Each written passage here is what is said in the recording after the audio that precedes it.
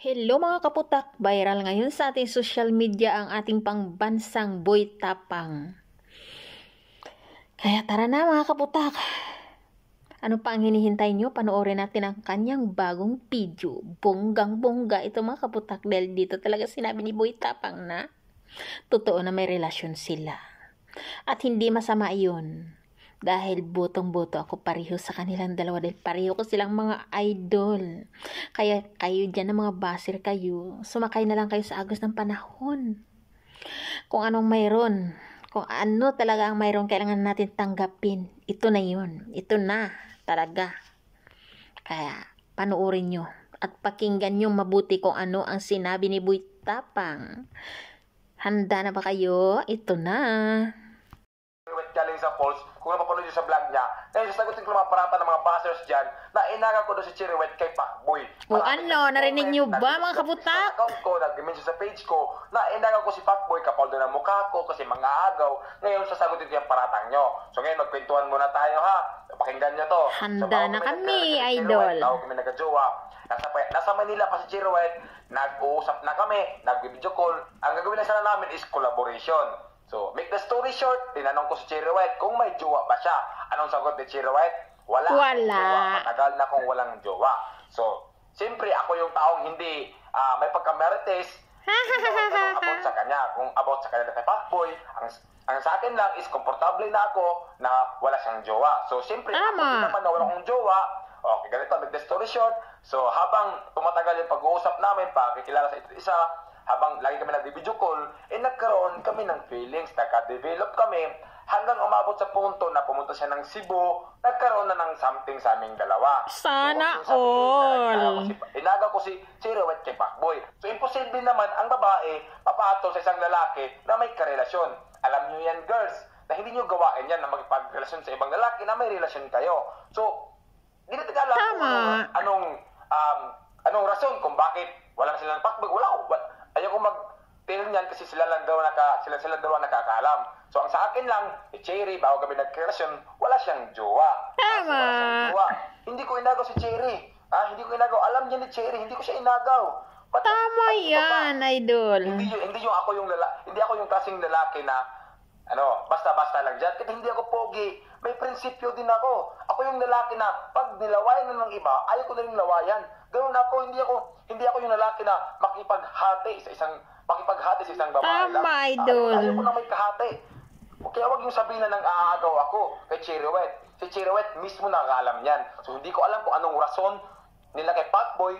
So ang sabi lang sa akin, matagal na siyang walang jowa. So hindi ko tinanong sila about sa kanila Pacboy. Yun lang kasi... Ay, go mo na yan, idol. Sabi nila, content lang daw kami ni Cherry White. Intindihan ko kayo kasi nga nangyari sa akin. Hayaan mo na ang mga baser. Hindi ako ng jowa na hindi ko jowa. So ngayon, imposible naman na content lang kami, di ba? Halos na yun sa vlog namin, puro nangalaplapan. Sasabihin nyo, content pa rin. May ganun ba? Di ba? So, paano nyo nasabi na content lang kami ni Cherry? Nagkataon lang nung birthday ko na marami akong inimbita ng mga vlogger at yung mga vlogger naman, binidyohan kami habang sumasayaw. Siyempre, di namin natin yung sarili namin. Naghalikan kami. Anong masasabi nyo dyan mga marites? Content yung mga ibang vlogger. So, sila yung nag-content sa amin. Ito na, si idol na mismo ang nagsasabi ng buong katotohanan. Kaya nasabi niyo yung content lang. Naririnig nyo ba? Kasi maraming vlogger doon nakatutok. Naririnig nyo, ha? Sinabi ko kay Cherry na ano ba? Naririnig nyo ba? Kasi nga, pag social media talaga, maraming nandiyan na yan, idol. Masasabi, di ba? So, wala eh. Sana all may chikinini, idol. Natiis yung sarili namin na gawin yun sa birthday ko.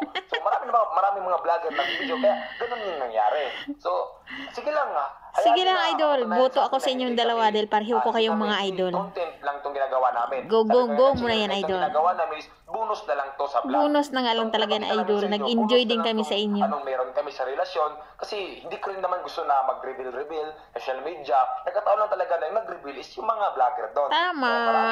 Tama, idol. Tama. Kami, di ba? So, ano pa yan? At yun lang kinainisan ko na mga agaw ako ng jowa. Hindi ko yung gawain ng mga agaw ng jowa. Kung alam ko lang na may jowa si Cherry, ba't ako papatol doon? Ang mangyayari sana doon is collaboration. Magkukulab lang sana kami ng vlog eh siyempre wala siyang jowa, wala din akong jowa, eh nagkamahalan kami, di ba? Nagkagusto kami sa isa't isa. So, hindi ko kasalanan yon. Eh kung si Cherry ay may karelasyon siya, o tinago niya sa akin, eh may jowa pala siya, hindi ko kasalanan. Yung kasalanan ni Cherry yun, na nagpag-relasyon siya sa akin, na may karelasyon pala siya.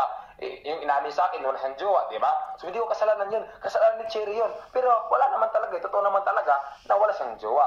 So, Tama. Huwag lang, huwag niyong sabihin sa akin na mga hagaw ako. Kasi hindi ko yun, hindi ako Kaya kayo mga baser dyan, manahimik na kayo, sumunod lang tayo sa agos ng panahon. Ayokong sasakit po Aliano, sa kaisip. si Idol Boy Tapang nang nagsasabi, Huwag niyong sabihin sa akin nangagaw akong Diyos. Yun lang, naiinis lang talaga sa mga baser. Pasensya niyo, di ako nagalit. Mga baser, pasensya na kayo dyan, ha? Sabi sa ibang tao dyan. Kasi, ito lang ako, nagpakatotoo lang ako sa kay Cherry. So, tama. yun lang, pasensya na kayo kung ano yung Okay, Idol, naintindihan ka namin. Naiinis lang talaga sa mga Maraming salamat sa mga so, yun lang, nangyayaring kasi